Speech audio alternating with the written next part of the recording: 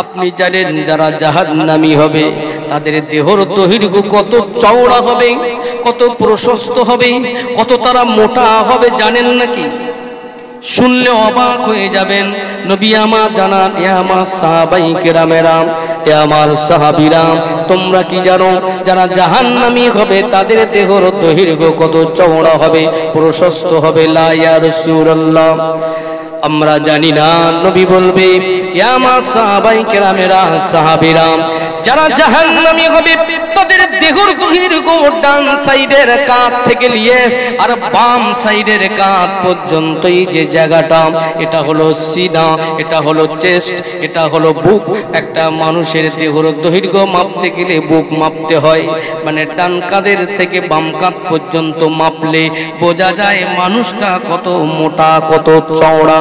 তাই নবী বলে, এ আমার সাহাবায়ে কেরামেরা, এ আমার সাহাবীরা, যারা জাহান্নামী হবে আল্লাহ রাব্বুল আলামিন এই জাহান্নামী বান্দা বান্দীদেরকে এমন চওড়া করবে, মক্কা থেকে মদিনা পর্যন্ত যত রাস্তা, এই যে এতটা লম্বা, এতটা চওড়া করা হবে, তার মানে মক্কা থেকে মদিনা হলো 1-2 কিলোমিটার নাকি, 100-200 কিলোমিটার নাকি? যদি মাইলে ধরা হয়, মাইলে 360-70 মাইল, কিছু কম বেশি হবে। তাহলে একবার বুঝুন, 360-70 মাইল মানে কত লম্বা। একজন জাহান্নামী হবে, গায়ের দৈর্ঘ্য, তার দেহর দৈর্ঘ্য চওড়া প্রশস্ত এত মোটা হবে, মক্কা থেকে মদিনা পর্যন্ত যত চওড়া হবে। আমার বলার বিষয় হলো বাবু, এত মোটা চওড়া দেহ আর চামড়া, একবার আপনাদের শটে বলি, অনেক মোটা। শুধু দাঁতটা শুনলে বুঝতে পারবেন দাঁতটা কত বড় বড়। একজন জাহান্নামী যারা হবে তাদের এক একটা দাঁত হবে ওহদ পাহাড় পরিমাণ বড় বড় দাঁত। একবার বোঝেন, যদি আমাদের 32টা দাঁত হয় আর মুখের ভিতরটা যদি ওই রকম ওহদ পাহাড় 32টা মুখের ভিতরে দাঁত হিসাবে হয়, তাহলে কত বড় মুখ আর কত বড় দেহ, কত মোটা, কত তাজা। আমার বলার কারণ হলো, এত মোটা এত তাজা দেহ নিয়ে ওই জাহান্নামের ভিতরে একটা সেকেন্ডও সময় লাগবে না। গায়ের চামড়া, গোস্ত, হাড় হাড্ডিগুলা সব পুড়ে ছাই হবে, কেবল জানটুকু বেঁচে থাকবে। আল্লাহ পুড়িয়ে ছাই করে দেবে, আবার বানাবে, আবার পুড়বে, আবার ছাই হয়ে যাবে, আবার পুড়ে যাবে, আবার আল্লাহ তৈরি করবে, আবার পোড়াবে, আবার তৈরি করবে। এইভাবে শুধু চলতেই থাকবে, চলতেই থাকবে। ভাইরা আমার, ওই কিয়ামতের দিন, মুসিবতের দিন, ওই ভয়াবহতা শুনলে অবাক হয়ে যাবে। ওই কিয়ামতের মহাময়দানে, ময়দানে মাশরে, জাহান্নামের উপরে পুঞ্চিরতের কাছে যখন মুমিন বান্দা বান্দি দাঁড়িয়ে যাবে, তারা কিভাবে পার হবে? তারা যদি ভয় পেয়ে যায়, আল্লাহ বলবে, যারা ওই জায়গায় আল্লাহকে রব বলে মেনে নিয়েছিল, যারা কিনা ইন্নাল লাযীনা ক্বালু রাব্বুনাল্লাহ, যারা আল্লাহকে রব বলে মেনে নিল, তুম্মাস্তাকামু, যারা এর উপরে অটল থাকলো, অচল থাকলো, ওই সমস্ত বান্দা বান্দীদের আল্লাহ রাব্বুল আলামিন তাদের জন্য কি বললেন? তাতানাজ্জালু আলাইহিমুল মালাইকা, ওই মালাইকা ফেরেশতা ওখানেও নাজিল হয়ে যাবে। আল্লাহ তাখাফু না, তোমাদের কোনো ভয় নাই, ওয়ালা তাহজানু না, তোমাদের দুশ্চিন্তা করার কারণ নাই। নাহানু আউলিয়াউকুম, এই তো আমরা তোমাদের বন্ধু, হাতটা ধরে বিদ্যুৎ গতির ন্যায় পার করবে। আর ওপারে যে জান্নাত, জান্নাতটা দেখাতে দেখাতে বলবে, তোমরা সুসংবাদ গ্রহণ করো, ওয়া আবশিরু বিল জান্নাহ, তোমরা সুসংবাদ গ্রহণ করো। ওই তার জান্নাতের জান্নাতি যখন আপনি হয়ে যাবেন, এই জান্নাতে যত সময় না পাঠাবে তত সময় পর্যন্ত এই বন্ধু ফেরেশতারা আমাদের পিছন ছুটবে না, পিছন ছেড়ে দেবে না। সিকিউরিটি হয়ে, বন্ধু হয়ে, সামনে গার্ড করে, ক্লিয়ার করে, রাস্তা সব সময় ক্লিয়ার করে এই বন্ধু ফেরেশতারা সঙ্গী হয়ে আমার আল্লাহর দয়ার জান্নাতে পৌঁছে দেবে। এই জান্নাতের ভিতরে যখন চলে যাবে, এবার কি হবে? এই 31 নম্বর আয়াতে কারিমার এবার মাঝখান থেকে এবার শুনুন, কত সুন্দর কথা আল্লাহ এখানে জানিয়ে দিয়েছেন। আল্লাহ রাব্বুল আমিন বলছেন, ওয়ালাকুম ফিহা মা تشتهي أنفسكم ولكم فيها ما تدعون আল্লাহু আকবার। আপনাদের কি কষ্ট হচ্ছে নাকি বাবু? তাহলে একটু জোরে বলা যাবে না আল্লাহু আকবার? আমি আগেই বলেছি আমার আল্লাহকে ডাকলে আমার আল্লাহ বড় খুশি হয়ে যায়। আল্লাহ ছাড়া কোনো মাবুদ নাই, কোনো ইলাহা নাই, কোনো স্রষ্টা নাই। জোরে বলেন না আল্লাহু আকবার। আপনি একবার যদি সিজদায় পড়ে যান, আল্লাহকে রব বলে স্বীকার করে নিয়ে একবার যদি সিজদায় পড়ে গিয়ে আপনি মাবুদকে যদি ডাকতে থাকেন, রব্বে করিমকে যদি ডাকতে থাকেন, আল্লাহকে ডাকতে থাকেন, আমাদের মনের দুঃখ কষ্ট গ্লানি সব দূর করে দিতে পারে কে? একমাত্র আমার আল্লাহই পারে। পৃথিবীর কোনো ব্যক্তি কারণ কোনো ক্ষমতা নাই। যদি বলুন না সুবহানাল্লাহ। সে আল্লাহর ঘোষণা কত সুন্দর আল্লাহ এখানে জানাচ্ছেন। জান্নাতে যাওয়া হলো, জান্নাতে যাওয়ার পরে এবারে আল্লাহ তাআলা কি বলছে? ওয়ালাকুম ফিহা মা তাশতাহি আনফুসুকুম ওয়ালাকুম ফিহা মা তাদউন। আল্লাহ রাব্বুল আমিন বলেন, এই জান্নাতের ভিতরে তোমাদের যেটা মন চাইবে আমি আল্লাহ সেটাকে পূরণ করে দেব। বাড়ি গিয়ে সুবহানাল্লাহ বলবেন, সেটা বলুন না সুবহানাল্লাহ। তোমাদের জান্নাতের ভিতরে তোমাদের মন যেটা চাইবে, তোমাদের মন যেটাই চাক না কেন আমি আল্লাহ সেটাকেই পূরণ করে দেব। এখানে দেখেন কেমন, যেমন একটা দুটো কথা বললে আপনারা বুঝতে পারবেন। ধরুন অনেকে আমরা কালো আছি না, জান্নাতে এই কালোদেরকে দুনিয়াতে অনেক কষ্ট আছে, আছে না? যারা কালো দেখতে হয়, আমি যেমন শ্যামলা বর্ণ কালো, যারা বেশি একটু কালো হয় তাদেরকে গ্রামের মানুষ ডাকে কেলু বলে, ডাকে কালু বলে, ডাকে না? ডাকে না? যদি কারোর নাম একটু কালো হয়, জুম্মান হয়, জুম্মান বলে বুঝতে পারবে না, বলে কেলো জুম্মান, তারপরে মানুষ বুঝতে পারবো ও সে কেলো জুম্মান। কথা ঠিক বলছি না ভুল বলছি? বিশ্বাস করুন। তাই ওই সময়ে আল্লাহ বলবেন না তোমার দুঃখ দুনিয়াতে ছিল আর নাই। সুবহানাল্লাহ। 10টা নবীর গুণ করে জান্নাতি করবেন আল্লাহ। জাহান্নামীদের কথা শুনেছেন? অল্প সময়, হয়তো 1-2 মিনিট লাগবে, কষ্ট হচ্ছে না তো? আলহামদুলিল্লাহ। দেখেন এই 10টা নবীর গুণ জান্নাতীদের ভিতরে থাকবে। যেমন জান্নাতে যখন দেওয়া হবে, কেউ লম্বা, কেউ মাঝারি, কেউ বেটে, এইভাবে আল্লাহ জান্নাতে দেবে নাকি? না, এইভাবে জান্নাতে দেবে না। একটাই হাইট হবে, একটাই কালার হবে, একটাই বয়স হবে। কেমন? লম্বা হবে আমাদের আদি পিতা আদম আলাইহিস সালাতু সালামের মতো একই হাইট করে তামাম জান্নাতীদেরকে আল্লাহ জান্নাতে দেবে। আর কি করবেন? বয়স কেমন হবে? বয়স হবে নবী ঈসা আলাইহিস সালাতু সালামের যেমন বয়স ছিল 33 বছর। কারণ বয়স্কদেরকে বলবেন আল্লাহ এই বুড়ো অবস্থা কি করবি জান্নাতে? কেন আমাদের দেশে একটা কথা আছে, দিকে আছে কি জানি না, জোয়ানে জোয়ানে হাসি আর বুড়োই বুড়োই কাশি, আছে না? তার মানে কি জোয়ানে জোয়ানে হাসি মানে যুবক বয়সে মজা করতে ভালো লাগে, কিন্তু বয়স্ক অবস্থায় বুড়ো অবস্থায় তখন আর ভালো লাগে? আল্লাহ বলবেন না, বুড়ো অবস্থায় গিয়ে কি করবি জান্নাতে? যা, আমি আল্লাহ 33 বছর বয়স একই করে, একই হাইট, একই বয়স করে আমি নবী ঈসা আলাইহিস সালামের মতো বয়স করে তাদেরকে জান্নাতি করলাম। গায়ের কালার কেমন হবে? কেউ কেউ কেউ কালো, কেউ ফর্সা, কেউ মাঝারি, কেউ এইরকম না, ওই রকম না, একই গায়ের কালার হবে। কেমন? নবী ইউসুফ আলাইহিস সালামের মতো সুন্দর সাদা ফর্সা করে আল্লাহ জান্নাতি করবেন। এবার কেন নবী ইউসুফ কত সুন্দর ছিল আপনারা শুনেছেন না? ইউসুফের প্রেমে কে পড়েছিল? জুলেখা পড়েছিল না? তাহলে আমার নবী কত সুন্দর। ইউসুফ নবী যদি অত সুন্দর হয়, আমার নবী কত সুন্দর বলেন তো? আহা, আমার আপনার নবীর সুন্দর সম্পর্কে যদি বলি,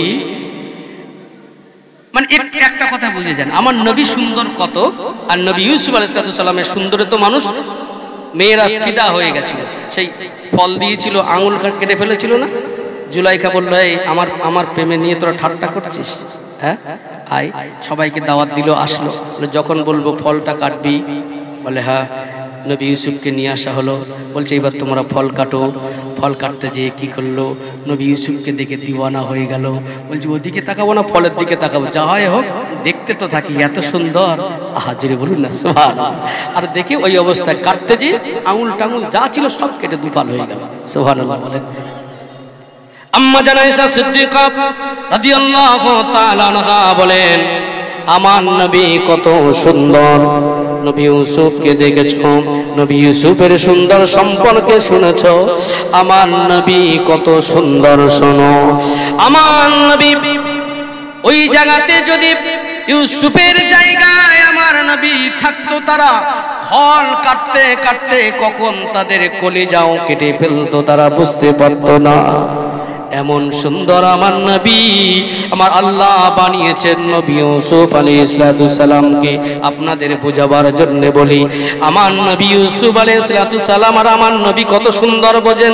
আমার নবীর সম্পর্কে এমন সুন্দর ধারণা আপনাদের কানে একটু রাখা ভালো, তাহলে বুঝতে পারবেন আমার নবী কত সুন্দর। নবী ইউসুফ আলাইহিস সালামকে আল্লাহ 50% সুন্দর করেছেন। 100% ভিতরে 50%, তাহলে হাফ সুন্দর নবী ইউসুফ আলাইহিস সালাম একা। আর 100-র ভিতরে যদি হাফ চলে যায় 50% আর কত থাকে, আর 50 দেখে। আর এই 50% আল্লাহ যদি তামাম পৃথিবীর শেষ করে দেয়, তামাম পৃথিবীর সমস্ত বান্দা বান্দীদের ভাগ করে দেয়, তাহলে আর কত সুন্দর আছে? আর আছে নাকি 100-র ভিতরে? তাহলে হাফ সুন্দর নবী ইউসুফ একা, আর হাফ সুন্দর তামাম পৃথিবীর মানুষকে আল্লাহ বন্টন করে দিয়েছেন। তাহলে নবী ইউসুফ কত সুন্দর, তাহলে আমার নবী কেমন সুন্দর? প্রশ্ন আছে না? তাহলে 100 তো শেষ। আহা, আমার নবী সম্পর্কে আমার আল্লাহর ঘোষণা হলো, আমার নবীর সম্পর্কে কারো সঙ্গে জড়ানো নয়, আমার নবী একাই 100।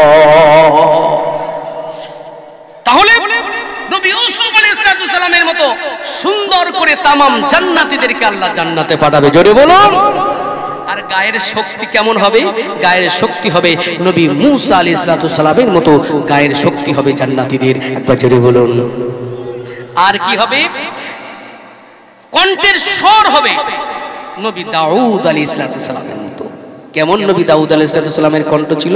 তিনি যখন তার উপর একটা কিতাব নাজিল হয়েছিল, কিতাবটির নাম হলো জবুর, তিনি যখন তেলাওয়াত করতো, বড় বড় পশু পক্ষীরা, বড় বড় মাছেরাও পর্যন্ত তারা এসে নবী দাউদ আলাইহিস সালামের তেলাওয়াতটা শুনতেন, জোরে বলুন। এত সুন্দর কণ্ঠ আল্লাহ তামাম জান্নাতীদের ওই নবী দাউদ আলাইহিস সালামের মতো কণ্ঠস্বর করে জান্নাতে পাঠাবেন। আর তাহলে আমার নবীর মতো কেমন হবে? তামাম জান্নাতীদের আখলাক চরিত্র হবে আমার আপনার নবীর মতো, জোরে বলবেন না সুবহানাল্লাহ। তাই জান্নাতের ভিতরে আল্লাহ রাব্বুল আমিন বলেন, ওয়ালাকুম ফিহা মা তাশতাহি আনফুসুকুম ওয়ালাকুম ফিহা মা তাদউন। এই জান্নাতের ভিতরে তোমাদের মন যেটা চাইবে আমি আল্লাহ সেটাকে পূরণ করে দেব।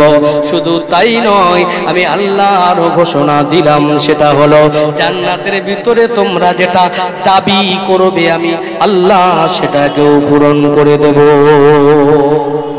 যেটা তোমরা মন জোর তোমাদের যেটা চাইবে সেটা পূরণ করে দেব, আর যেটা তোমরা দাবি করবে সেটাকেও আমি আল্লাহ পূরণ করে দেব। একটু আস্তে করে বলা যাবে সুবহানাল্লাহ?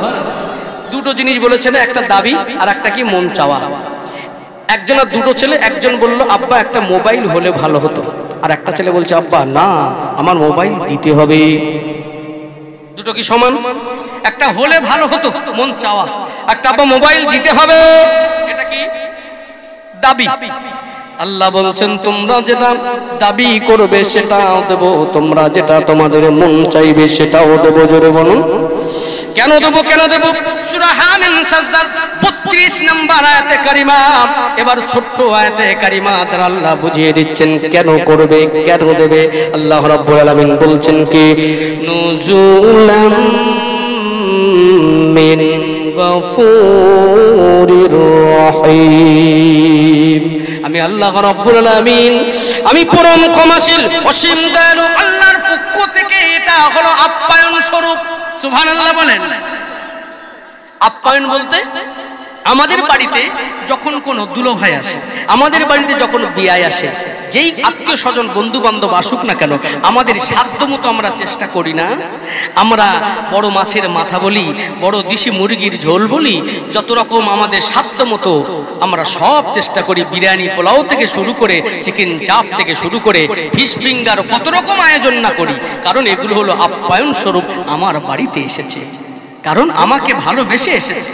ঠিক সেই রকম আমার আল্লাহ দরবারে বান্দা বান্দিরা আল্লাহকে খুশি রাজি করার জন্য আল্লাহ বলছেন, আমাকে মহব্বত করে, আমাকে ভালোবেসে, আমাকে বিশ্বাস করে ইবাদত বন্দেগী করেছে, আমি আল্লাহ আমার বাড়িতে জান্নাতে আমার কাছে এসেছে, আমি কি আপ্যায়ন করব না?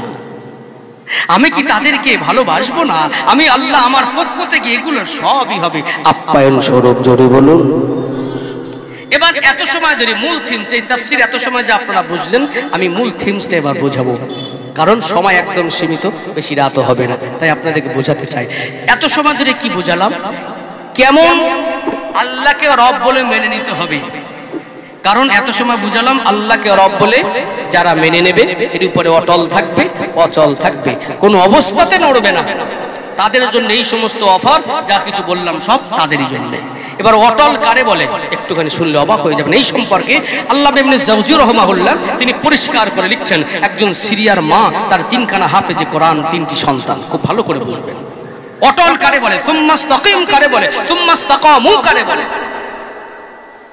ভাইরা আমার, 3 হাফেজে কোরআন, তাদের বাবা বেঁচে নাই, মায়ের কাছে গেল, মা যুদ্ধের দামামা বেজে গেছে, রোমানদের সঙ্গে খ্রিস্টানদের সঙ্গে যুদ্ধের দামামা বেজে গেছে, মাগো আমরা যুদ্ধের ময়দানে যাব।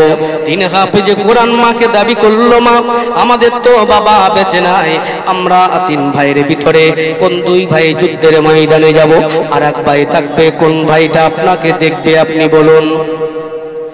মা জননী বলে, আমার কলিজার টুকরা সন্তানেরা, আমাকে দেখার কথা বলিস যে আল্লাহ আমাকে আমার মায়ের পেটের ভিতরে যেখানে আলো ছিল না, বাতাস ছিল না, খাদ্য ছিল না, পানি ছিল না, যেই জায়গায় আমার আল্লাহ আমাকে তিল তিল তিল তিল করে বড় করেছে, আজকে যে আল্লাহ দুনিয়াতে আমাকে আনিয়েছে, আজকে দুনিয়ায় আলো আছে, বাতাস আছে, খাদ্য আছে, পানি আছে, সেই আল্লাহ কি আমাকে দেখতে পারে না? এই আমার কলিজার টুকরা সন্তানেরা, আমার দেখার কথা ভাবিস না, যা ফি সাবিলিল্লাহ, আল্লাহ রাস্তায় বার হয়ে যাও। 3 হাফেজে কোরআন যুদ্ধের ময়দানে বার হয়ে গেল, রোমানদের বিরুদ্ধে, খ্রিস্টানদের বিরুদ্ধে যুদ্ধের ময়দানে যখন ঝাঁপিয়ে পড়ল, তারা 3 বার নারা দিলেন, নারে তাকবীর। হলো না? এই আওয়াজে হবে নাকি? নারে তাকবীর, আরো জোরে নারে তাকবীর। 3 বারে তো ধ্বনি, আল্লাহু আকবারের ধ্বনি নারা পেয়ে সমস্ত রোমান সৈন্যরা তারা থমকে গেল, তারা চমকে গেল। ওই সময় 3 হাফেজে কোরআন এই সুযোগে যুদ্ধের ময়দানে লাঙ্গা তরবারি নিয়ে তারা ঝাঁপিয়ে পড়ল, তারা তরবারি তুললো একটা করে, কিন্তু রোমান সৈন্যরা দেখলো না না না না, তারা তরবারি তুলছে একটা করে বটে, কিন্তু তাদের দিকে যখন নিক্ষেপ ভয় দেখতে পাওয়া যায়, শত শত তরবারি তাদের দিকে নিক্ষেপ হয়ে যায়। ভাইরা আমার, থমকে কেন গেলেন, চমকে কেন গেলেন? নারা দিলে কি হয় জানেন? আল্লাহু আকবারের ধ্বনির পাওয়ার জানেন? আল্লাহু আকবার ধ্বনির আওয়াজের পাওয়ার শোনেন, শক্তি শোনেন। কামানের বন্দুকের গুলির আওয়াজ, বোমার আওয়াজ যতটা হয়, ইসলামের বিরুদ্ধে যারা থাকে, শত্রু যারা থাকে, এই আল্লাহু আকবারের ধ্বনির আওয়াজে আমার আল্লাহ ওই নাফরমান বান্দা বান্দি, মুশরিক বান্দা বান্দিদের অন্তরে এই কামান বন্দুকের গুলির আওয়াজে থেকে আল্লাহু আকবারের ধ্বনির আওয়াজটা তাদের অন্তরে ব্যথা লেগে যায়, তারা ভয় পেয়ে যায়। ওই সুযোগে 3 হাফেজে কোরআন যুদ্ধের ময়দানে ঝাঁপিয়ে পড়ে তারা তারা তরবারি তুলে, লঙ্গা তরবারি তুলে ওই সময় যখন কচু কাটার মতো একটা একটা করে শেষ করতে লাগলো, এবং পিছন দিকে যারা থাকলো তারা কোন রকম জীবনটাকে নিয়ে পালিয়ে নিয়ে যুদ্ধের ময়দান থেকে রোমান বাদশাহ দরবারে হাজির হয়ে গেল। বাদশাহ যাব না, আমরা যুদ্ধের ময়দানে যাব না, আজ যুদ্ধ করব না। বলে কেন? বলে যুদ্ধের ময়দানে গিয়ে দেখলাম তিনখানা হাফেজে কোরআন নাকি তারা আসলো, তারা মুসলমানদের পক্ষে থেকে এসে তিনবার নারা দিল। আমরা ভয় পেয়ে গেলাম, থমকে গেলাম। ওই সময় দেখলাম ওই সুযোগে তারা তরবারি তুললো একটা করে, কিন্তু যখন আমাদের দিকে নিক্ষেপ করে দেখতে পাই একটা করে নয়, শত শত তরবারি নিক্ষেপ হয়ে যায়। বলছে তোরা গাঁজা টাজা খেয়েছিস নাকি? এটা কোনো কথার কথা হলো? এবাবু এ কথা আপনারা বিশ্বাস করেন কি করেন না? কারণ হলো আল্লাহর কথা এখানে তাতানাজ্জালু আলাইহিমুল মালাইকা। একটু আগে আপনারা শুনলেন তাফসীর, তাহলে এবার এই নাহনু আউলিয়াউকুম কেমন তারা বন্ধু হয় দুনিয়ার জিন্দেগিটা বোঝাচ্ছি ভাইরা আমার। তাহলে দুনিয়ায় যেখানে মুসিবতে পড়ে মুমিন বান্দা বান্দীদের সহযোগিতা আল্লাহ রাব্বুল আলামিন বলছে আলাইহিমুল মালাইকা, আমি আল্লাহ তাদের জন্য আমার মালাইকা ফেরেশতা পাঠিয়ে দিই। ওই সময় তারা বললেন বাদশা যাবে না, তাই আমরা যুদ্ধের ময়দানে যাব না, আর যুদ্ধ করব না। বাদশা বলছে কি আমার কৌশল কি তোমরা ভুলে গেছো নাকি? যাও যুদ্ধের ময়দানে চলে যাও রাতের অন্ধকারে, যেখানে তারা সেই তাঁবুর ভিতরে আছে ওই তাঁবুর ভিতর থেকে, কারণ আমি বাদশা যখন যুদ্ধ করি, যখন আমি না পারি রাতের অন্ধকারে যারা ভালো যুদ্ধ করে তাদেরকে বন্দি করে নিয়ে এসে তাদেরকে কতল করে দিই, তাদেরকে শেষ করে দিই। তোমরা কি সে কৌশল ভুলে গেছো নাকি? যাও চলে যাও যুদ্ধের ময়দানে। যে তাঁবুর ভিতরে তিন যুবক আছে তাদেরকে আটক করে বন্দি করে আমি বাদশা আমার দরবারে নিয়ে আসো। রোমান সৈন্যরা যুদ্ধের ময়দানে চলে গেল। যুদ্ধের ময়দানে গিয়ে ওই তিন হাফেজে কোরআন যে তাঁবুর ভিতরে ওই তাঁবুটা ঘেরাও করে নিল। ওখানে তাঁবুটা ঘেরাও করে নিয়ে আরো 10-12 জন সঙ্গী সাথী ছিল, ওখান থেকে ধরে নিয়ে এসে বন্দি করে রাজ দরবারে হাজির করা হলো। রোমান বাদশা বলে এদেরকে জেলখানায় আটক করে রেখে দাও, সকাল হয়ে যাবে রাজ দরবার খুলে যাবে। ওই সময়তে আমি বাদশা যখন সিংহাসনে বসবো এই তিন হাফেজে কোরআন সহ 10-12 জন সঙ্গী সাথীদেরকে আমার কাছে নিয়ে আসবে, আমি বাদশা নিজে বিচার করব। সকাল হয়ে গেল, রাজ দরবার খোলা হলো। ওই সময় তিন হাফেজে কোরআন সহ 10-12 জন সঙ্গী সাথীদেরকে নিয়ে এসে রাজ দরবারে হাজির করা হলো। বাদশা রোমান বাদশা বলতে লাগলেন, এই যুবকেরা শোনো শোনো, তোমাদেরকে বন্দি করা হয়েছে কেন জানো? কি জন্যে বন্দি করা হয়েছে? বলে না। বলছে জানো না? বলছে দেখতে পাও এই যে এন্ট্রি গেট, আমার রাজ দরবারে 2টা গেট, একটা হলো এই যে এন্ট্রি গেট প্রবেশদ্বার, আর একটা হলো এক্সিট, এটা হলো বাইর হওয়ার দ্বার, 2টা দরজা। যারা এখান থেকে প্রবেশ করে আমি বাদশা আমার কাছে আসে, অথচ আমার কথা যারা না শোনে, আমি বাদশা আমার কথা যদি না মেনে নেয়, এখান থেকে বার হয় তবে মাথা আলাদা বার হয়, দেহ আলাদা বার হয়। আর যারা আমার কথা মেনে নেয় তাদের সসম্মানে এই গেট থেকে সসম্মানে বাহির করে দেওয়া হয়। এই যুবকেরা, তোমরা চিন্তা ভাবনা করে আমার সামনে কথা বলবে। এই রোম দেশের আমি হলাম বাদশা। বলছে শুনে রেখে দাও, তোমাদেরকে বন্দি করা হয়েছে, তোমরা তোমাদের সম্পর্কে আমি বাদশা সমস্ত ডিটেলস জেনে নিয়েছি। তোমরা যা যা 3 ভাই, তোমাদের বাবা বেঁচে নাই, মা জননী কেবল মাত্র বেঁচে আছে। বলছে হ্যাঁ। বলে সমস্ত ডিটেলস এবং সব কিছু শুনে নিয়েছি। আজ রাজ দরবারে আমার কাছে এসেছো, যদি বাঁচতে চাও তাহলে তোমাদেরকে বলে দিলাম এই মুহূর্তে তোমরা তোমাদের যে ঈমান নাকি ঈমান ইসলাম এটা ছেড়ে দাও। যদি ছেড়ে দিতে পারো আমি বাদশা তোমাদেরকে সসম্মানে এখান থেকে বাহির করা হবে, বাহির করে দেব। ওই সমান 3 হাফেজে কোরআন বলেছিলেন, রে বাদশা জাহাপানা, এই রাজ দরবারে আমি আপনাকে দীপ্ত কণ্ঠে জানিয়ে দিলাম, এই রাজ দরবারে এখানে আপনাকে জানিয়ে দিলাম আমরা পৃথিবীর কোনো মানুষের ভয় পাই না। সুবহানাল্লাহ বলবেন না? আমরা পৃথিবীর কোনো মানুষের ভয় পাই না, আমরা মরণেরও ভয় পাই না, একমাত্র ভয় পাই যিনি আমাদের মাবুদ আল্লাহ। আমাদেরকে ভয় দেখিয়ে লাভ নেই, অতএব আমাদেরকে ভয় দেখাবেন না। ওই সময় রোমান বাচ্চা ভেবে নিল তাই তো এদের মনে হয় ভয় দেখিয়ে হবে না, এবার কি হবে? ওই সময় বাচ্চা, বুদ্ধিমান বাচ্চা বলল, ঠিক আছে তোমরা যদি এটা না মানো তবে তোমাদেরকে বাঁচার আরো একটা উপায় বলছি। বলে কি? বলছে তোমরা যদি এই 3 হাফেজে কোরআন 3 ভাই, এই যে তোমরা রাজ দরবারে আমার কাছে এসেছো, শোনো, এই তোমরা 3 ভাই যদি কিনা তোমরা ঈমান ইসলাম ছেড়ে দিতে পারো, আল্লাহর প্রতি বিশ্বাস ছেড়ে দিতে পারো, আর যদি খ্রিস্টান হয়ে যেতে পারো, তাহলে আমি বাদশা তোমাদেরকে 3 ভাইকে এই রোম দেশের ভিতরে 3 জন সুন্দরী রমণী দিগগের সঙ্গে আমি বাদশা নিজে বিবাহ দেব। বলেই বলছে, ও ঠিক আছে, তোমরা কিভাবে খাও? কি হয়েছে বাবু? কি হয়েছে বাবু? কিছু অসুবিধা হচ্ছে নাকি? আচ্ছা, একটু সকলে অন্য মনে হলে আমি আগেই বলেছি, আপনারা বুঝতে কষ্ট হচ্ছে নাকি আপনাদের? অসুবিধা হচ্ছে নাকি আপনাদের? তাকবীর দেন তো, নারে তাকবীর, নারে তাকবীর। ভাইরা আমার, ওই 3 হাফেজে কোরআন ওই রোমান দেশের ভিতরে রোম বাদশার কাছে রাজ দরবারে ওই সময় বলতে লাগলো, বাদশা জাহাবানা, আপনি আমাদের 3 ভাইকে 3 জন সুন্দরী রমণী বিবাহ দেবেন? বলে হ্যাঁ। ঈমান ইসলাম ছাড়লে? বলে হ্যাঁ।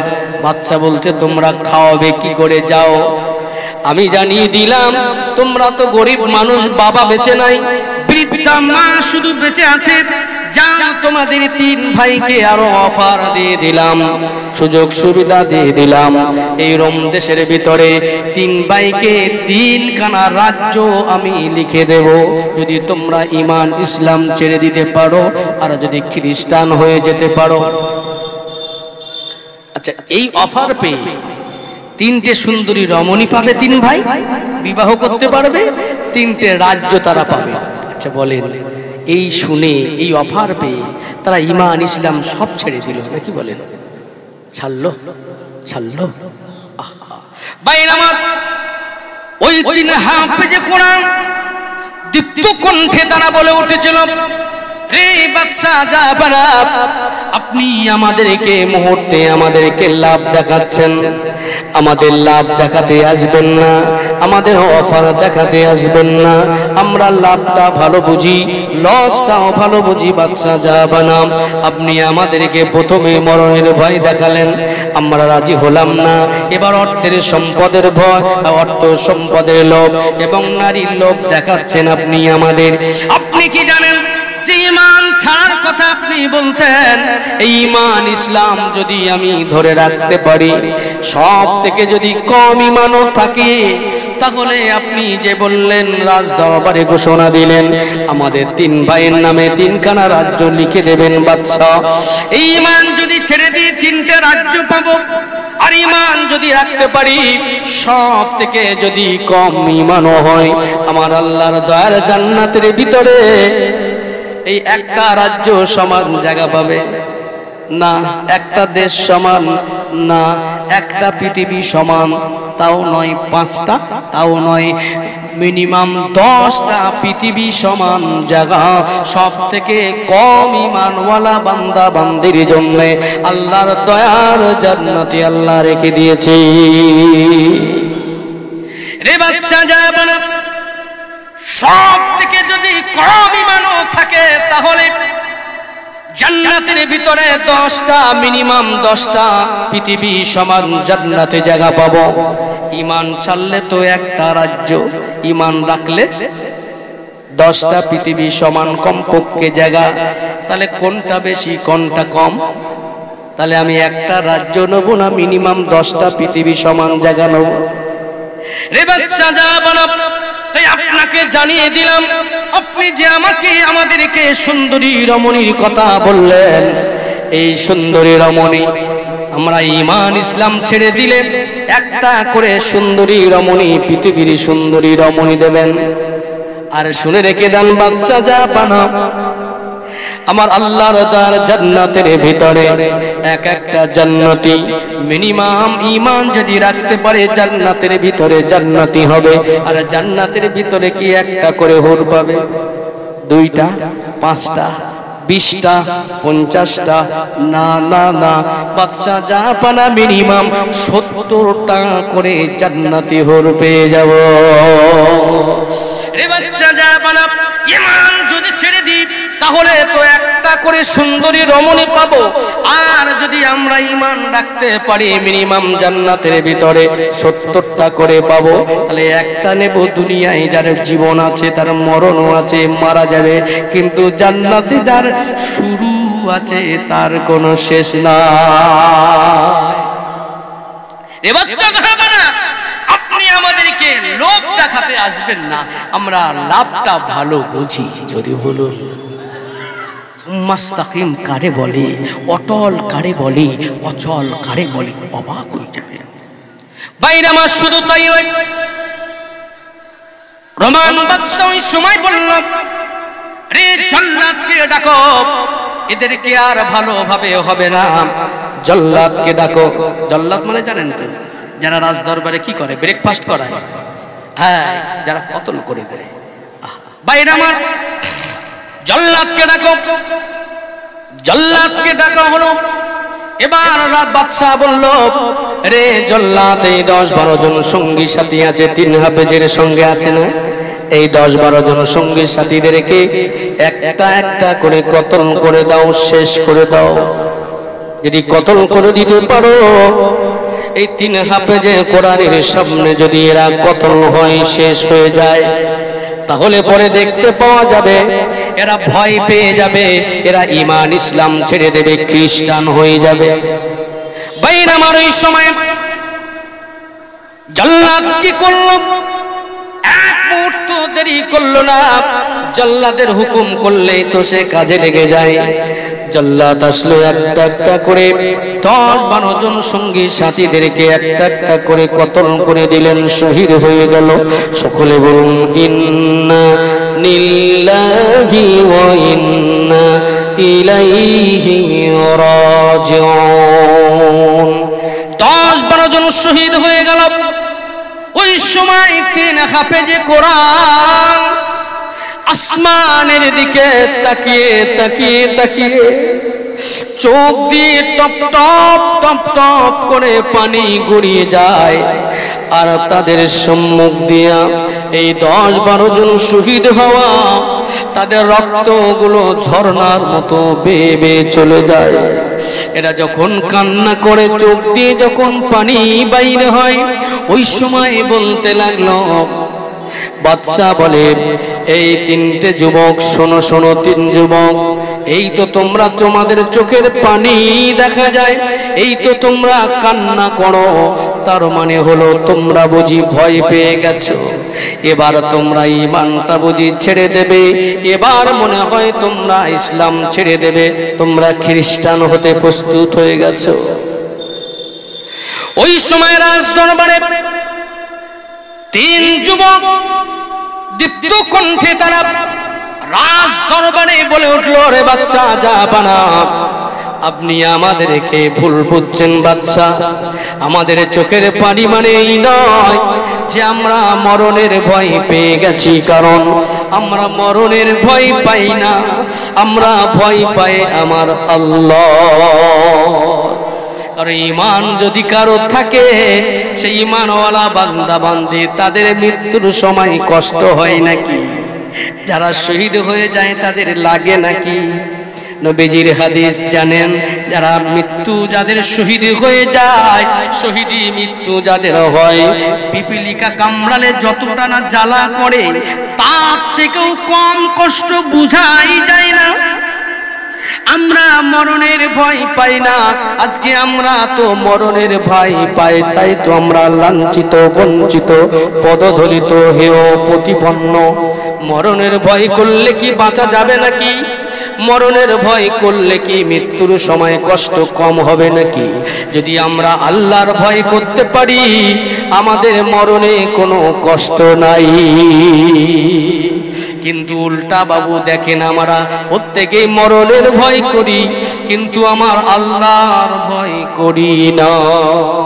ভাইরা আমার, 3 হাফেজে কোরআন দীপ্ত কণ্ঠে বলে উঠল, রে বাচ্চা যা বানা, আমরা মরণের ভয় পাই না, আমরা মরণের ভয়ও করি না, কারণ মরণ তাদের কষ্ট নাই।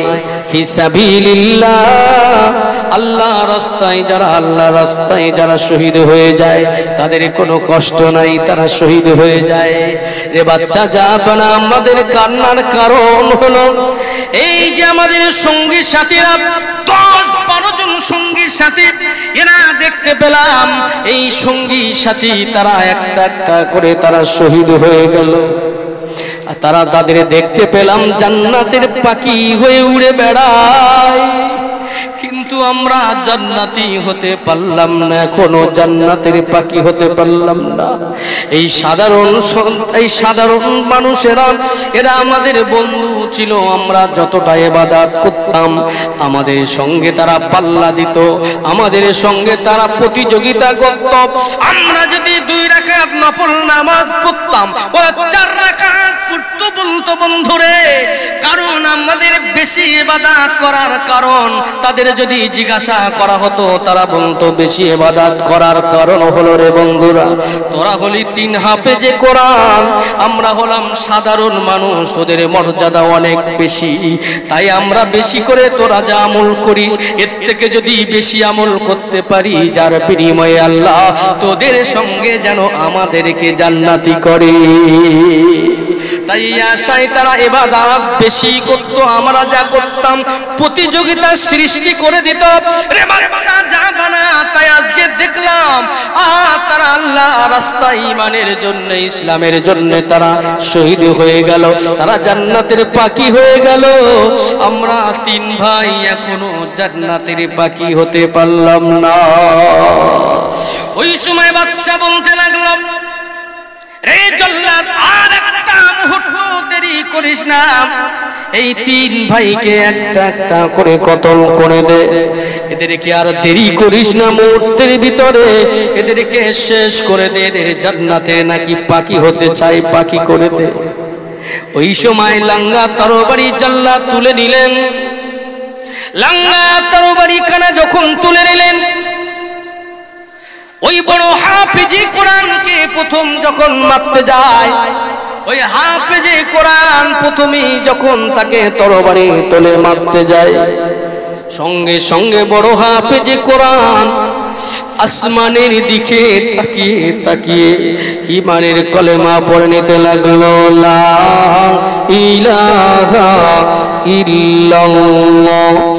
এই পর্যন্ত যেই কলেমা পড়ল, জল্লাদ আর সময় দিল না, পুরা কলেমা পড়ার সময় দিল না, জল্লাদ ওই সময় তরবারিটা চালিয়ে দিল, ওই বড় হাফেজে কোরআনের গলায় পড়ে গেল।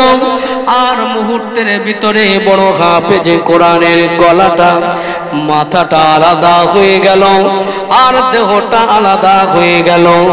আর ওই কাটা মাথা থেকে ওই সময় আওয়াজ উচ্চারিত হয়, মুহাম্মাদুর রাসূলুল্লাহ সাল্লাল্লাহু আলাইহি ওয়াসাল্লাম। আসেনি? ঠিক আছে, বাইরে আমার অসুবিধা হচ্ছে নাকি? আর 2-10 মিনিট চলবে ইনশাআল্লাহ, কেন আমার 10টা পর্যন্ত সময় ছিল, 10 মিনিট বাড়াতে বললেন, যদি 10 মিনিট বাড়ান কি আলোচনা চলবে না, বন্ধ হবে? শুনবেন আপনারা? দেখি এটা তাকবীরের ধ্বনি, নারী তাকবীর, নারী তাকবীর।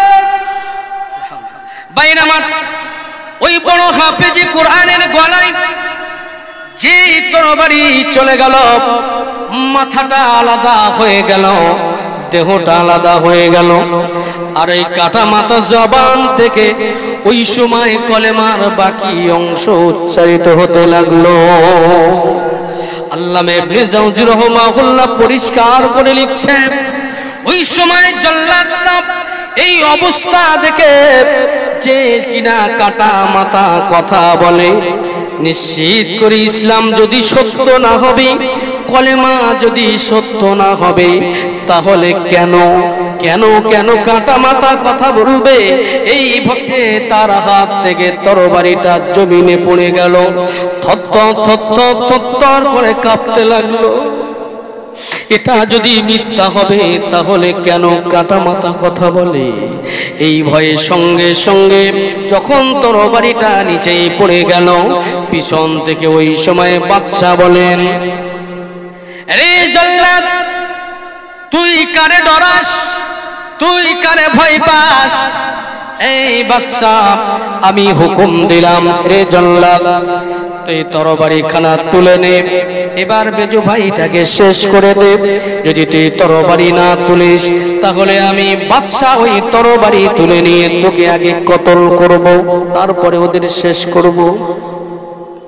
আল্লামা ইবনে জাওজি রাহিমাহুল্লাহ লিখেছেন, পরিষ্কার করে জানিয়েছেন, ওই ঘটনা দেখে ওই মুহূর্তে একটা দুইটা নয়, ৩৫০০ মানুষ তারা ঈমানের কলেমা পড়ে তারা মুসলমান হয়ে গেছিল। জল্লাদ মুসলমান হয়েছিল, কিন্তু পরে সেই মুহূর্তে নয়, ওই সময় জল্লাদ তো ঈমান আনে নাই, তো মরণের ভয় তো থাকবে। মরণের ভয়ে ওই সময় বাদশার অর্ডার শুনে, রে জল্লাদ তুই যদি তরবারি না তুলিস তাহলে তো তরবারি আমি তুলে নেব, তোকে কতল করে দেব। মরণের ভয়ে ওই সময় তরবারি খানা তুলে নিলেন। এবার পালা কোন ভাইয়ের? মেজো ভাইয়ের পালা। ওই সময় লঙ্গা তরবারি নিয়ে মেজো ভাইটাকে মারতে যাবে, এমন সময় যে লঙ্গা তরবারির খানা ওই সময় জল্লাদ যখন তুলে নিলেন, মেজো ভাইটাও এবার আসমানের দিকে তাকিয়ে তাকিয়ে ওই সময় সেও শেষবারের মতো ঈমানের কলেমা লা ইলাহা ইল্লাল্লাহ, লা ইলাহা ইল্লাল্লাহ, লা ইলাহা ইল্লাল্লাহ মুহাম্মাদুর রাসূলুল্লাহ সাল্লাল্লাহু আলাইহি ওয়াসাল্লাম যখন মেজো ভাইটা যখন পুরা কলেমা পড়ে নিল, তারপরে জল্লাদ কিন্তু তরবারি চালিয়েছে। সুবহানাল্লাহ বলবেন না? কারণ হলো প্রথমে পুরা কলেমা পড়ার সুযোগ দিই নাই, তাই হাফ কলেমা পড়া হয়েছিল, তারপরে কেটে দেওয়ার পরেও কাটা মাথা কথা বলেছিল। এটা কি আপনাদের বিশ্বাস হয় কি হয় না? কারণ হলো আল্লাহ জানিয়েছেন, যারা আল্লাহ রাস্তায় শহীদ হয়ে যায় তাদের মৃত বলো না, বরং তারা জীবিত, তোমরা তা বোঝো না। ওয়ালা তাকুলু লিমান ইউকতালু ফি সাবিলিল্লাহি আমওয়াত বাল আহইয়াউ ওয়ালাকিন লা তাশউরুন। আল্লাহর রাস্তায় যারা শহীদ হয়ে যায় তাদেরকে মৃত বলো না, বরং তারা জীবিত। জোরে বলুন, তোমরা তা বোঝো না। অতএব জীবিত মানুষ আর মৃত মানুষের ভিতরে পার্থক্য থাকে, কিন্তু আল্লাহর রাস্তায় যারা শহীদ হয়ে যায় তারা কথা বলতে পারবে কি পারবে না? কারণ আল্লাহর ঘোষণা তো তারা মৃত না, বরং তারা জীবিত। জোরে বলুন। ভাইরা আমার, জল্লাদ ওই সময় করলো কি, তাড়াতাড়ি করে যখন কলেমা যখন শেষ করে নিল, তারপরে তরবারি চালালো। মেজো ভাই সঙ্গে সঙ্গে শহীদ হয়ে গেল। সকলে বলুন ইন্না লিল্লাহি ওয়া ইন্না ইলাইহি রাজিউন। এবার কোন ভাইয়ের পালা? তাড়াতাড়ি করে বলেন, কেন একদম সময় শেষের দিকে। কোন ভাই? ছোট ভাইয়ের পালা। যেই ছোট ভাইয়ের পালা আসলো, বড় ভাই শহীদ হয়ে গেল, মেজো ভাই শহীদ হয়ে গেল, আর 10-12 জন তারাও তো শহীদ হয়ে গেল। শুধু আমি বুঝাতে চাইছি, সুম্মাস্তাকিম করে বলে, সুম্মাস্তাকামু যেটাই বলেন বহু বচন আর এক বচন, তাহলে এখানে অটল করে বলে একবার দেখেন, শুনলে অবাক হয়ে যাবেন। তারা জীবন দিয়ে দিল, কিন্তু ঈমানকে ছাড়লো। জীবন দিয়ে দিল, ইসলাম কি ছেড়ে দিল। তারা কি খ্রিস্টান হয়ে গেল? এরই নাম হলো অটল থাকা, এরই নাম হলো অচল থাকা। জোরে বলুন। এবার দেখেন ছোট ভাইয়ের পালা, যখন ছোট ভাইটাকে মারতে যাবে ওই সময় জল্লাদ যখন তরবারিখানা তুলে নিল, যখন বড় ছোট ভাইটাকে মারতে যাবে লঙ্গা তরবারিখানা তুলে এলো, ওই সময় পিছন দিক থেকে একজন মন্ত্রী মশাই দৌড়ে দৌড়ে আসে, রে বাদশা যা বানা এই ছোট ভাইটাকে মারবেন না। বলে কেন? বলছে আপনি তো অনেক চেষ্টা করেছেন, বড় ভাইটাকে শেষ করে দিয়েছেন, মেজ ভাইটাকে কতল করে দিয়েছেন, 10-12 জন সঙ্গী সাথীদেরকে তাদের কত কতল করেছেন, আপনি আমাকে একটু সময় দেন, আপনি আমাকে একটু সুযোগ দেন, এই ছোট ভাইটাকে আমি গ্যারান্টি নিচ্ছি একে ইসলামটাকে ছাড়াবো, ঈমানটাকে ছাড়াবো, একে খ্রিস্টান বানিয়ে দেব, আপনি আমাকে সময় দেন। বাদশা বলল, রে মন্ত্রী তোমার ভাবনা ভুল, কারণ অনেক চেষ্টা করেছি, ভয় দেখিয়েছি, এরা ভয় পায় না, এরা ঈমান দিতে রাজি আছে নাকি? না, ঈমান দিতে রাজি নয়, এরা ভয় পায় না, এদের ভয়ে ঈমান পাওয়া গেল না, এদের অর্থের সম্পদের লোভ দেখানো হলো, তারা অর্থ সম্পদের লোভে পড়ল না, এরা জান দিতে রাজি কিন্তু এরা ঈমান দিতে রাজি না। রে মন্ত্রী তুমি চেষ্টা করলে বৃথা হবে। বলছেন বাদশা আপনি আমাকে একবার সময় দেন, এই একবার সময় একেবারে শেষ, কেন অনেক কথা আমি শর্টে বলছি, সময় যেহেতু অল্প, অতএব ভাইরা আমার একবার বোঝেন, সেই সময় শেষ সময়, আখেরি সময়, একদম শেষ পর্যায়ে এসে গেল। ছোট হাফেজে কোরআন সম্পর্কে মন্ত্রী মশাই বললেন, বাদশা আপনি আমাকে একটা মাস সময় দেন, আপনি আমার কাছ থেকে লিখিত নেন, আমি দস্তখত করে দিচ্ছি, আমি আপনার কথার উপরে রাজি, আপনি যে শাস্তি দেবেন ওই শাস্তি মেনে নেব, তবে আপনি অন্তত পক্ষে আমাকে একটা মাস সময় দেন, এই 1 মাসের ভিতরে আমি একে খ্রিস্টান বানাবোই বানাবো। ভাইরা আমার যখন এই কথা বললেন বাদশা শেষে শিকার হয়ে গেল। আর ওই সময় হাফেজে কোরআন ছোট ভাইটাকে মন্ত্রী রাজদরবার থেকে নিয়ে বাড়ির দিকে রওনা হয়ে গেল। ঘরে দরজার পাঁচিলের কাছে পৌঁছে গেল, ঘরে দরজা খুললো একজন 18-20 বছরের সুন্দরী রমণী। মন্ত্রী মশাইয়ের বাড়ির দরজা, 18-20 বছর সুন্দরী রমণী ঘরের দরজা খুলে মন্ত্রীকে বলছে, আব্বা এটা কে? মন্ত্রীকে আব্বা বলছেন, তার মানে বুঝতে কি বাকি রইল, এই মেয়েটা কার? মন্ত্রী কন্যা। ভাইরা আমার ওই সময় মন্ত্রী কন্যা যখন জিজ্ঞাসা করলো, ওই সময় মন্ত্রী সব কিছু শর্টে বলে দিল, রে মা এই যুবকটা হলো মুসলিমদের পক্ষে যুদ্ধের ময়দানে সব ঘটনা বলে বলল, মাগো আমি কে নিয়ে এসেছি, 1 মাস সময় নিয়েছি বাদশার দরবার থেকে, আমি বাদশার কাছ থেকে 1 মাসের সময় বিনিময়ে এই 1 মাসের ভিতরে আমি একে খ্রিস্টান বানাবোই বানাবো। ওই সময় মেয়ে বলছে, আব্বা একজনকে খ্রিস্টান বানাতে কি 1 মাস সময় লাগে নাকি? আপনি আমার কাছে 1 রাতি দেন, 1 রাতি যথেষ্ট। বাপ বললেন কয়দিন? মেয়ে বললেন 1 দিনও নয়, 1 রাত। বাইরে আমার যে কথা বললেন হাফেজে কোরআন ওই সময় বললেন, আহা বাপ কেমন আর মেয়ে কেমন? বাপ বলল হলো 1 মাস, মেয়ে বলছে কিনা 1 রাত। ওই সময় নজরটা চলে গেল ওই সুন্দরী রমণীর দিকে, কন্যার দিকে নজরটা যে চলে গেল, সঙ্গে সঙ্গে নজরটা নামিয়ে নিল। কারণ একজন পরনারীর দিকে কতবার তাকানো যায়? একবার বলা ভুল হবে, কারণ একবার যদি বলি সুযোগ পাইবে আমার যুবক ভাইরা, রাস্তা দিয়ে আসবে, যত সময় দেখা যাবে তত সময় সে তাকাবে। তাহলে 1 দৃষ্টি, 1 নজর, 1 পলক, নজর চলে গেল, নামিয়ে নাও। কথা বোঝাতে পারলাম? একবার নয়, একবার বললে তো তাকিয়েই থাকবে, তাকিয়েই থাকবে, যত সময় দেখা যাবে তত সময় তাকিয়ে থাকবে। ভাইরা আমার এমনটি নয়, নজর চলে গেল, চোখ নামিয়ে নাও, 1 পলক, 1 দৃষ্টি। ভাইরা আমার যে কথা বলছিলাম, এই 30 পারা কোরআনুল কারীমের হাফেজ ছোট ভাইটা যে নজরটা চলে গেল, কারণ কেমন বাপ আর কেমন মেয়ে, এমন সুন্দরী রমণী চোখে নজরে পড়ে গেল। আল্লাহ দরবারে করন্দন করতে লাগলো, আল্লাহ ও রব্বে কারীম, আল্লাহ এই বাপ বলল 1 মাসের ভিতরে খ্রিস্টান আমাকে বানিয়ে দেবে নাকি? আর মেয়ে বলল এক রাত, ওগো রব্বুল আলামিন আমার ঈমান ইসলাম আপনার কাছে আমি তুলে রেখে দিলাম, আপনার কাছে শপথ করলাম আপনি আমাকে হেফাজত করেন আল্লাহ, কারণ একবার আপনার কাছে কি অন্যায় করেছি জানি না, আপনার কাছে আমি ক্ষমা চাই ও রব্বুল আলামিন। আমার বড় ভাই সেও আল্লাহর রাস্তা আপনার রাস্তায় শহীদ হয়ে গেল, আমার মেজ ভাই সেও আপনার রাস্তায় শহীদ হয়ে গেল, সঙ্গী সাথীরা সব তারা শহীদ হয়ে গেল, জান্নাতি বনে গেল। কিন্তু আল্লাহ কি এমন অপরাধ করলাম আমার কাছে এমন কঠিন মুসিবতে আপনি ফেললেন, এমন কঠিন পরীক্ষায় আপনি ফেললেন আল্লাহ। বাপ বলে 1 মাস, মেয়ে বলে হলো 1 রাত, ও রব্বুল আলামিন আপনি আমাকে হেফাজত করুন আল্লাহ।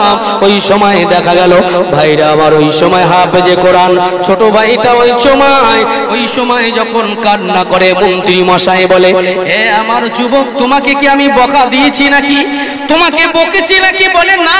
বলে তোমাকে কি আমি মেরেছি নাকি? বলে না। বলছে তাহলে তুমি কান্না করো কেন, তুমি কাঁদো কেন? ওই সময় হাফেজে কোরআন ছোট ভাইটা বলে, রে মন্ত্রী মশাই আমি অন্য কোনো কারণে কাঁদি নাই, আমার মাওলার সঙ্গে আমার রবের সঙ্গে আমি কান্না করি। আল্লাহু আকবার বলেন। আল্লাহ তাখাফু তোমাদের কোনো ভয় নাই, ওয়ালা তাহজানু না তোমাদের কোনো দুশ্চিন্তা করার কারণ নাই। সুবহানাল্লাহ বলবেন না? আল্লাহ তাখাফু না তোমাদের কোনো ভয় নাই, এই ঘোষণা কার? আল্লাহ যদি বলে তোমাদের কোনো ভয় নাই, আমাদের ভয় থাকতে পারে, কিন্তু তথাপি আমরা ভয় পাই কি পাই না? আজ থেকে যদি মনে নেবেন, রবকে যদি এক মালিক বলে যদি মেনে নেন, প্রভু বলে যদি স্বীকার করে নেন, আল্লাহ বলে যদি রবকে মেনে নেন, তাহলে আজ থেকে আর ভয় পাওয়ার কোনো দরকার নাই। আল্লাহ তাখাফু না তোমাদের কোনো ভয় নাই, ওয়ালা তাহজানু না তোমাদের কোনো দুশ্চিন্তা করার কারণ নাই। জোরে বলুন না সুবহানাল্লাহ। এবারে আসুন কি বলছেন। শুধু তাই নয়, তাদের জন্য সুসংবাদ, চূড়ান্ত ঘোষণা আল্লাহ রাব্বুল আলামিন দিলেন। শুধু তোমাদের ভয় নাই, দুশ্চিন্তা করার কারণ নাই। আর শুনে রেখে দাও, ওয়া আবশিরু বিল জান্নাহ তোমাদের জন্য সুসংবাদ গ্রহণ করো আল্লাহর দয়ার জান্নাতের সুসংবাদ তোমরা গ্রহণ করো। তাই নবীজির কাছে যে ওয়াজটা শুনতে চেয়েছিলেন, ওয়াজটা মিল হলো না, হয় নাই? ইয়া রাসূলুল্লাহ আমি যদি আল্লাহকে রব বলে মেনে নিয়ে এর উপরে যে দাঁড়িয়ে থাকতে পারি, আমি কি জান্নাত পাবো? তাহলে এখানে আল্লাহর ঘোষণা, ওয়া আবশিরু বিল জান্নাহ তোমরা যদি রব বলে মেনে নাও, দাঁড়িয়ে থাকো, ফারিস্তা তো নাজিল হবে, তোমাদের কোনো ভয় নাই, চিন্তা নাই, আর তোমাদের জন্য সুসংবাদ আল্লাহর দয়ার জান্নাত। জোরে বলুন। এবারে কোন জান্নাত? আল্লাতী কুনতুম তুআদুন।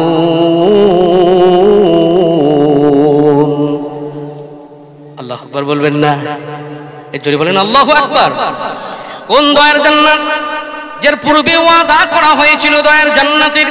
এবার ভেরি ভেরি ইম্পর্টেন্ট, আসুন এবার 31 নম্বর আয়াতে কারিমা সূরা হামিম সাজদার আল্লাহ রাব্বুল আলামিন এবার বলছেন, কত সুন্দর কথা জানিয়ে দিলেন। কি বলছেন? নাহানু আউলিয়াউকুম ফিল হায়াতিদ দুনিয়া ওয়া ফিল আখিরাহ। নাহানু আউলিয়াউকুম আমরা তোমাদের বন্ধু হয়ে গেলাম। সুবহানাল্লাহ বলবেন না? আসলে কেমন বন্ধুর কথা শুনে আসলে আমাদের তো ভালো লাগছে না, কারণ বন্ধু মানে আমরা জানি দুনিয়াতে জোচ্চুরি, জালিয়াতি, ফেরেববাজি, দাগাবাজি, ধোকাবাজি, বন্ধু নামে মুখোশধারী তাই তো করে চকলখড়ি। বন্ধু মানে কি জানি? জোচ্চুরি, জালিয়াতি, ফেরেববাজি, দাগাবাজি, ধোকাবাজি, মিথ্যাবাদী, বন্ধু নামে মুখোশধারী তারাই তো করে কেলেঙ্কারি। স্বার্থ ফুরালে কেটে পড়ে, অর্থ শেষ, বন্ধু শেষ। কিন্তু এখানে আল্লাহ কেমন বন্ধু পাঠাবেন, কেমন বন্ধু তারা হবে, কত সময় হবে, কেমন তারা বন্ধু হবে, আল্লাহ কোটেশন করে দিয়েছেন। কি বলছেন? ফিল হায়াতিদ দুনিয়া ওয়া ফিল আখিরাহ দুনিয়ার জিন্দেগিতেও বন্ধু ও আখিরাতের জিন্দেগিতেও বন্ধু। দুনিয়ার জিন্দেগি যদি সময় পাই আমি পরে আসছি, আসুন প্রথমে এখানে কেমন তারা আখিরাতের বন্ধু তেমন হবে। ভাইরা আমার, মানুষ যখন মারা যায়, মৌতের পর প্রথম মঞ্জিল হলো কবর। আর তার আগে মৃত্যু, মৃত্যু দিয়ে শুরু হয়, তারপরে হয় কবর, তারপরে হয় হাসর, তারপরে মিজান, তারপরে আখিরাতের শেষ মঞ্জিল, শেষ ঘাটি, সেটা হলো পুলসিরাত। প্রত্যেকটা ঘাটিতে কেমন ভাবে তারা বন্ধু হবে এই ফারিস্তা মণ্ডলী শুনলে অবাক হয়ে যাবে। কেন মানুষ যখন মারা যায় দুইটা শ্রেণী ভাগ হয়ে যায়, একটা হলো নাফরমান বান্দাবান্দি, আর একটা হলো ঈমানওয়ালা যারা আল্লাহকে রব বলে মেনে নিল। এই দুইটা এবার কিন্তু শুরু হচ্ছে দুইটা লাইনে, খেয়াল রাখতে হবে। কারণ অন্য মন আগেই বলেছি বলে হবে না, একটুখানি আমি আপনাদের কাছে আরো 10-20টা মিনিট একটু চেয়ে নিচ্ছি। পৃথিবীর সমস্ত খেয়াল বাদ দেন, সব খেয়াল বাদ দেন। মনে করেন এই মুহূর্তে আমরা একটা অন্য জগতে আছি, মনে করেন এই মুহূর্তে আমরা মারাই গেছি মনে করেন, তাহলে বুঝবেন আজকের এই মাহফিলে আসা বসা বোঝা আমাদের সার্থকতা হবে। কারণ এখনই যদি মারা যায় বলেন তো, আজ মরলে কাল 2 দিন, সব শেষ। চোখ বন্ধ করলে সব শেষ। তৈরি হয়ে যান, একটা মুহূর্ত সবাই নাই। আখেরি জামানা, শেষ জামানা। আপনি আগামী কাল থেকে পরিবর্তন হবেন, আপনি ভুল করছেন না। আজকের এই মুহূর্ত থেকে, এই ঘন্টা থেকে, এই মিনিট থেকে, এই সেকেন্ড থেকে পরিবর্তন হওয়া লাগবে। যদি পরিবর্তন হতে পারি তাহলে পরে আমি ফুল সাকসেস ম্যান, তাহলে আমার কামিয়াবি ইহকাল এবং পরকাল। তাই আমি আপনাদেরকে বলবো একটুখানি বোঝার চেষ্টা করুন। কষ্ট হচ্ছে না তো আপনাদের? দেখি একবার নারে তাকবীর, নারে তাকবীর, লিল্লাহি তাকবীর, আলহামদুলিল্লাহ। বাইরে মানুষ যখন মারা যায় দুইটা শ্রেণীতে বিভক্ত হয়ে যায়। একটা হলো নাফরমান বান্দাবান্দি, আর একটা হলো ঈমানওয়ালা বান্দাবান্দি। ভাইরা আমার শুনলে অবাক হয়ে যাবেন। মানুষ যখন মৃত্যুর সময় এসে যায়, মৃত্যুর সময় এই সময় দুইটা শ্রেণী হয়ে যায়। ঈমানওয়ালা আর নাফরমান বান্দাবান্দি যখন মারা যায়, মারা যাওয়ার পরে থেকে কবর সমস্ত সম্পর্ক কম বেশি আপনারা সে সম্পর্কে শুনেছেন। আমি যাব হাসরের ময়দান, কিয়ামতের দিন, মুসিবতের দিন, যেদিন কেউ কারো হবে না। ওই কিয়ামতের দিন, মুসিবতের দিন, ওই দিনেতে মানুষ দিশেহারা হয়ে যাবে, কেউ কারো হবে না। স্বামী স্ত্রীর হবে না, স্ত্রী স্বামীর হবে না, সন্তানাদি পিতামাতার হবে না, পিতামাতা সন্তানাদির হবে না, কেউ কারো হবে না। আদম আলাইহিস সালাম থেকে শুরু করে আমাদের নবীর আগ পর্যন্ত तमाम আম্বিয়ায়ে কেরামরাও বলবে ইয়া নাফসি, ইয়া নাফসি, ইয়া নাফসি। আমার উপায় কি হবে, আমার উপায় কি হবে, আমার উপায় কি হবে। কিন্তু একটা উল্টা দিক থেকে আওয়াজ আসবে, সেই আওয়াজটা, সেই কথাটা সম্পূর্ণ ব্যতিক্রম হবে। বলবে আমার গুনাহগার উম্মত, উম্মতের উপায় কি হবে। বাইরে আমার ওই কিয়ামতের মহা ময়দানে, ময়দানে মাশরিফ বান্দা বান্দিরা দিশেহারা হয়ে যাবে। আজকে এখান থেকে, পৃথিবী থেকে সূর্য লক্ষ লক্ষ লক্ষ মাইল দূরে, সেখান থেকে এখন সূর্যের তাপ যায়। পৃথিবীতে গরমের সময় মানুষ এসি ছাড়া ঘুমাতে পারে না, ফ্যান ছাড়া বসতে পারে না। তাহলে একবার বুঝুন, কিয়ামতের দিন সূর্য কই ওই একটা থাকবে, অত দূরে থাকবে, কাছাকাছি, অতি কাছাকাছি আসবে, মতি নিকটে আসবে। আর আরো 11টা মুখ উপরের দিকে রাখা, 12টা মুখ হয়ে যাবে। কিয়ামতের দিন, মুসিবতের দিন, ওই যে দুইটা শ্রেণী হয়ে যাবে। নাফরমান বান্দা বান্দীদের একটা লাইন হবে, কাতার হবে, আর মুমিন বান্দা বান্দীদের একটা। তাহলে হয়ে গেল টোটাল 2টা দল। এই নাফরমান বান্দা বান্দীদের কথা একবার শুনেন। ওই কিয়ামতের দিন, মুসিবতের দিন, ওই দিনেতে মাথা অতি নিকটে যখন সূর্যের তাপ দিতে থাকবে, মাথার মগজগুলা, ঘিনুগুলা সব টকবক টকবক করে ফুটতে থাকবে। কারোবা কান দিয়ে, কারোবা নাক দিয়ে মগজ ঘিনুগুলা গড়িয়ে গড়িয়ে পড়বে, মাটিগুলো পুড়ে তামা হয়ে যাবে। ওই কিয়ামতের মহা ময়দানে, ময়দানে মাহশরে মানুষেরা দিশেহারা হয়ে যাবে, কোথায় যাব, কি করব। আল্লাহর আরশের নিচে ছায়া ছাড়া এমন কোন ছায়া কোথাও থাকবে না। বান্দা বান্দিরা ওই কিয়ামতের দিন, মুসিবতের দিন, ওই সময় যখন পতঙ্গের মতো পড়তে থাকবে, ওই সময় নাফরমান বান্দা বান্দিগুলা তারা তাদের কলিজা ফেটে যাবে, চৌচির হয়ে যাবে। কিন্তু মুমিন যদি হয়ে যান, আল্লাহকে রব বলে যদি মেনে নিতে পারেন, দুনিয়াতে যদি দাঁড়িয়ে থাকতে পারেন, কষ্ট হোক মুসিবত হোক, যদি আপনি দাঁড়িয়ে থাকতে পারেন, ওই মুমিন বান্দা বান্দিদের জন্য আল্লাহ রব্বুল আলামিনের ওই ফারিস্তারা নাহনু আউলিয়াউকুম, এই বন্ধু ফারিস্তারা ওই সময় তাতানাজ্জালু আলাইহিমুল মালাইকা, ওই জায়গাতে নাজিল হয়ে যাবে, বলবে আল্লাহ তাখাফু না ওয়ালা তাহজানু না, তোমাদের কোনো দুঃখ নাই, কষ্ট নাই, না না না, ভয় নাই, দুশ্চিন্তা করার কারণ নাই, চলো চলো চলো আরশের নিচে ছায়া, ওই আরশের নিচে ছায়ার কাছে নিয়ে হাজির হয়ে যাবে। এমন তারা বন্ধু হবে, সিকিউরিটি বেনে যাবে, বন্ধু বেনে যাবে, কোটি কোটি কোটি কোটি মানুষ, মিলিয়ন বিলিয়ন বান্দা বান্দি, পৃথিবীর শুরু থেকে আজ পর্যন্ত যত মানুষ জন্ম নিয়েছে, কিয়ামত পর্যন্ত যত মানুষ জন্ম নেবে, সবাই ওই একটা দিনে উঠবে বাবু আমার। ওই কিয়ামতের দিন, মুসিবতের দিন, একটা দিন, প্রথম দিন হবে দুনিয়াতে যেমন 50,000 বছর, এই রকম একটা প্রথম দিন হবে 50,000 বছর। বাইরে আমার ওই কিয়ামতের দিন, মুসিবতের দিন, বান্দা বান্দি গুলাম, ওই নাফরমান বান্দা বান্দি তারা তো ছায়া পাবে না, ছায়া পাবে তারা যারা ঈমান এনেছিল।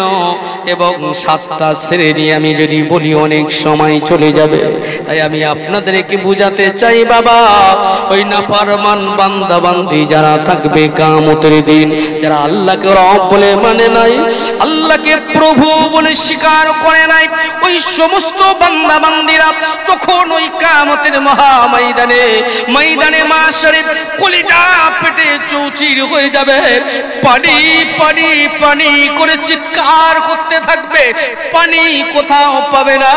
ওই কিয়ামতের মহা ময়দানে, ময়দানে মাশারে আল্লাহর দরবারে, রবের দরবারে, মালিকের দরবারে ওই সময় আশা করবে, রহমতের আশা, মাওলা গো একটু পানি দেন।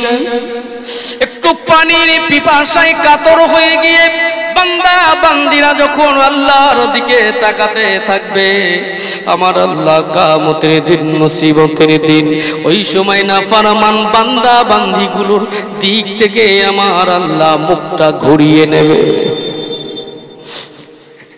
একবার ভাবেন, কিয়ামতের দিন আবার আল্লাহ যদি আমাদের দিক থেকে মুখটা ঘোরায়, কোথায় যাব? কারণ কিয়ামতের দিন আল্লাহ রাব্বুল আলামিন তো একমাত্র বিচারক, আর কেউ তো হবেন না। তিনি যদি বান্দা বান্দির দিক থেকে মুখটা ঘুরিয়ে নেন, আর কোথাও যাওয়ার রাস্তা আছে নাকি? আর কোথাও যাওয়া যাবে নাকি? আর তো কোথাও যাওয়ার রাস্তা নাই। বান্দা বান্দিগুলা ওই কিয়ামতের দিন, মুসিবতের দিন দিশেহারা হয়ে যাবে। আবার ডাকতে ডাকবে, রব্বে কারীম, আল্লাহ আপনি আমাদের একটু পানির ব্যবস্থা করে দেন। আমার আল্লাহ আবার মুখটা ঘুরিয়ে নেবে, বারবার বারবার যখন তাকাবে, আমার আল্লাহ বারে বার মুখটা ঘুরিয়ে নেবে। ওই সময় আল্লাহ রাব্বুল আলামিন বলবে, এই জাহান্নামী ফারিস্তারা জাহান্নাম থেকে উত্তপ্ত ফুটন্ত রক্ত আর পুঁজগুলা নিয়ে আসো। জাহান্নাম থেকে উত্তপ্ত ফুটন্ত রক্ত আর পুঁজগুলা নিয়ে বান্দা বান্দির কাছে যখন ওই নাফরমান বান্দা বান্দির কাছে হাজির হবে, ওই নাফরমান বান্দা বান্দিগুলা ওই সময় জাহান্নাম থেকে নিয়ে আসা উত্তপ্ত ফুটন্ত রক্ত আর পুজের পাত্রটা যেই তারা মুখের কাছে নিয়ে আসবে, কারণ পানি তো কোথাও পাবে না, পানি কোথাও নাই। ওই সময় যখন তারা মুখের কাছে নিয়ে আসবে, নবী বলেন নিচের ঠোঁটটা এমন উত্তপ্ত ফুটন্ত রক্ত আর পোষগুলা নিচের ঠোঁটটা ঝুলে গিয়ে বান্দা বান্দির নাভি পর্যন্ত ঝুলে যাবে, সহ্য করা যাবে না। নবী বলে পৃথিবীর কোনো মানুষের ক্ষমতা নাই সেটা সহ্য করবে। জাহান্নাম থেকে নিয়ে আসা টকবক করে ফোটা মানে একবার ভাবুন, দুনিয়ার কোনো আগুন নয়, জাহান্নামার আগুনে জ্বালানো, একবার ভাবুন ভাইরা আমার। ওই সময় নবী আমার বলেন, ওই সময় বান্দা বান্দিগুলা মুখের কাছে নিয়ে আসে ভাবতে লাগবে, কিন্তু কলিজা ফেটে যে চৌচির হয়ে যাবে। কিভাবে সেবন করবে? সেবন করলে খেলে কি একটু পানির পিপাসা কমবে নাকি? কিন্তু তো কিছু করার নাই, যখন কোথাও কিছু পাবে না ওই সময় তারা মুখের কাছে নিয়ে এসে তারা যখন সেবন করে নেবে, ঢোকটা যখন গিলে নেবে, পেটের ভিতরে যাওয়ার সঙ্গে সঙ্গে একটা মিনিটও আর সময় লাগবে না, একটা সেকেন্ডও সময় নেবে না। একটা সেকেন্ডের ভিতরে পেটের ভিতরে নাড়ি ভুঁড়িগুলা সব গলে গিয়ে পায়খানার দরজা দিয়ে বার হয়ে যাবে, সহ্য করা যাবে না। বান্দা বান্দিগুলা ওই সময় আবার রব্বে কারীমের দিকে, আল্লাহর দিকে আবার শরণাপন্ন হয়ে যাবে, আবার বলবে রব্বে কারীম, হে আল্লাহ একবার অন্তত ঠান্ডা পানির ব্যবস্থা করে দেন। কিন্তু তো আমার আল্লাহ তো মুখ ঘুরিয়ে রেখেছে, ওদিকে তাকাবেন না, বলবেন দুনিয়াতে আমাকে রব বলে মানিস নাই, দুনিয়াতে প্রভু বলে স্বীকার করিস নাই, আমাকে আল্লাহ বলে তোরা স্বীকার করিস নাই, আমি যে মহান বলে স্বীকার করিস নাই, প্রভু বলে স্বীকার করিস নাই। আজকে পানির জন্য তোরা আমাকে আল্লাহ বলিস, রব বলে স্বীকার করিস, আজ কোনো কাজে আসবে না। তোদের জন্য রহমতের দৃষ্টি নাই, তোদের জন্য রহমানুর রহিম নয় রে। আজকে তোদের ওটাই খেতে হবে। ওই বান্দা বান্দিগুলা আবার মনে করবে হয়তোবা একটু অনেক সময় চলে গেছে, একটু ঠান্ডা হয়েছে, এবার খেলে, এবার পান করলে, সেবন করলে মনে হয় একটু পানির পিপাসা কমবে। আবার সে উত্তপ্ত ফুটন্ত টকবক করে ফোটা তোমার পোষগুলা যখন আবার তারা গিলে খেয়ে ফেলবে, আবার যখন পূর্বে পানির পিপাসা লেগেছিল এটা খাওয়ার পরে আরো ডাবল হয়ে যাবে। আবার ডবল যখন হয়ে যাবে, বান্দা বান্দিগুলা ওই সময় করবে কি? কিছু তো করার নাই, ওইভাবে পান করতে থাকবে আর তারা দিশেহারা হয়ে যাবে। কিন্তু যারা এখানে ইন্নাল্লাযীনা ক্বালু রাব্বুনাল্লাহ, যারা আল্লাহকে রব বলে দুনিয়াতে মেনে নিয়েছিল, প্রভু বলে যারা স্বীকার করে নিয়েছিল, যারা এর উপরে দাঁড়িয়ে থাকতে পেরেছিল, ওই সময় বান্দা বান্দিগুলো যখন তাদের যদি পানির পিপাসা লাগে, এবার বুঝতে পারছেন মুমিন বান্দা বান্দিদের কথা বলছি, যদি তাদের পানির পিপাসা লেগে যায়, এই সময় ফারিস্তারা নাহনু আউলিয়াউকুম, এই বন্ধু ফারিস্তারা হাজির হয়ে যাবে। চলো চলো, একটা জায়গায় পানি আছে, ওই জায়গাটার নাম হলো হাউজে কৌসার। ওই হাউজে কৌসারের কাছে চলো, ওই হাউজে কৌসারের কাছে রাস্তা ক্লিয়ার করে দেবে। ওই সময় হাউজে কৌসারের কাছে পৌঁছে দেবে। আর হাউজে কৌসারের পানি যদি কোনো বান্দা বান্দি একবার সেবন করে, জান্নাতে যাওয়া পর্যন্ত আর তার পানির পিপাসা লাগবে না। বাইরে আমার শুধু তাই নয়, এই কিয়ামতের মহাময়দানে ময়দানে মাশারে ওই সময়তে যখন বান্দা বান্দিরা যখন একেবারে কিয়ামতের দিন আল্লাহ রাব্বুল আলামিন জান্নাতটা কাছাকাছি রাখবেন না, জান্নাতটা একটু দূরে রাখবেন, আর জাহান্নামটা আমার আল্লাহ কাছাকাছি রাখবেন। জান্নাত কোথায় থাকবে? একটু দূরে, আর জাহান্নামটা কাছে। বান্দা বান্দীগুলো